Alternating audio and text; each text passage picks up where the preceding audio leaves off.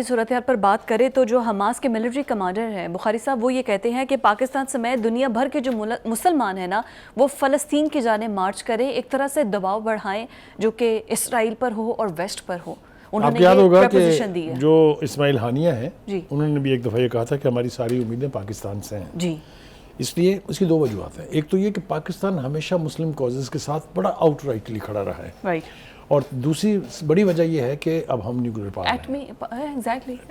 Power ہیں، تیسرا یہ کہ ہماری ایک بڑی پروفیشنل، بہت ہی دنیا میں 5ویں نمبر پہ فوج ہے ہماری، اپنی ٹریننگ کے اعتبار سے، اپنی اکوپمنٹ، اپنی سکلز اور اپنی ویپنری کے اعتبار سے، ٹھیک ہے؟ تو وہ توقع رکھتے ہیں۔ میں سمجھتا ہوں اس میں کوئی جال سازی نہیں ہے۔ انہوں نے جنرلی یہ کہا ہے کہ اگر پاکستان، ملیشیا، اردن اور لیبنان کے لوگ صرف مارچ شروع کر دیں فلسطین کی طرف تو یہ ایک بہت بڑا پریشر ہوگا، یقینی طور پہ ہوگا۔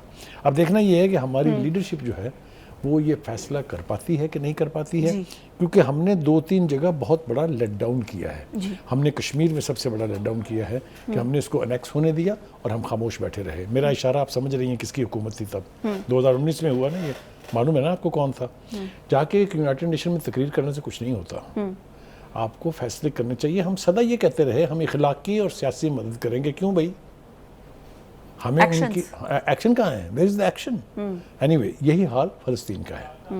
آپ دیکھیے جب اس کی تعمیر نو کا کام شروع ہوگا، اتنی فنڈنگ آئے گی عرب ممالک سے کہ آپ سوچ نہیں سکتی، اور چٹکیوں میں یہ غزہ دوبارہ کھڑا ہو جائے گا۔ لیکن جہاں ان کی جانوں کے تحفظ کی بات ہے، بچوں کی، جہاں ان کے بچوں کے سسکنے کی بات ہے، سسک کے مرنے کی بات ہے، وہاں ہماری ساری بڑے بڑے پیٹوں والی، بڑی بڑی پگڑیوں والی لیڈرشپ جو ہے وہ خاموش ہے۔ بخاری صاحب ایک کوئک کویسچن ہے، لوگ اکثر پوچھتے ہیں کہ ہم بحیثیت مسلمان پاکستانی ہم کیا کر سکتے ہیں؟ ہماری لیڈرشپ تو جو کر رہی ہے، ہم فلسطین کی عوام کے لیے کیا کر سکتے ہیں؟ میں آپ کو عرض کروں، دیکھیے اس کے اتنے پہلو ہیں یہ ثابت کرنے کے لیے کہ ہم ان کے ساتھ کھڑے ہیں۔ مثال کے طور پہ آپ کو یاد ہوگی کہ جماعت اسلامی نے اعلان کیا کہ ہم 200 ڈاکٹروں کی ایک ٹیم بھیج رہے ہیں، اور وہ ٹیم انہوں نے اکٹھی کر کے ایئرپورٹ پہ پہنچا بھی دی۔ اٹس اے جیسچر، یہ بتاتا ہے کہ آپ کتنے کمیٹڈ ہیں۔ ان کو نہیں جانے دیا گیا، دیٹس اے ڈفرنٹ تھنگ۔ ہمارے 2 جہاز یہاں سے امدادی سامان لے کے گئے ایجپٹ میں، وہاں اترے، رفح کے باہر کھڑے رہے، وہ الگ بات ہے، but at least there is an action.